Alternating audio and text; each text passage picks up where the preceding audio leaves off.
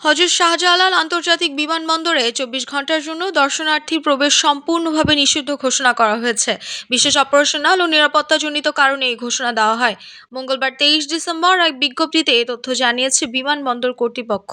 এতে বলা হয়েছে, যাত্রী সেবা, বিশেষ নিরাপত্তা এবং অপারেশনাল শৃঙ্খলা বজায় রাখার স্বার্থে আগামীকাল বুধবার ২৪ ডিসেম্বর সন্ধ্যা ৬টা থেকে বৃহস্পতিবার ২৫ ডিসেম্বর সন্ধ্যা ৬টা পর্যন্ত বিমানবন্দর এলাকার নির্ধারিত যাত্রী ছাড়া সব সহযাত্রী দর্শনার্থী প্রবেশ সম্পূর্ণভাবে নিষিদ্ধ থাকবে। এদিকে ২৫ ডিসেম্বর দেশে আসার কথা রয়েছে বিএনপির ভারপ্রাপ্ত চেয়ারম্যান তারেক রহমানের। তার প্রত্যাবর্তন ঘিরে দেশজুড়ে জোরদার করা হয়েছে নিরাপত্তার ব্যবস্থা। তারেক রহমানের সার্বিক নিরাপত্তা নিশ্চিত করার লক্ষ্যে প্রধান নিরাপত্তা কর্মকর্তা হিসেবে brigadier general doctor AKM Shamsul ইসলামকে নিয়োগ দেওয়া হয়েছে।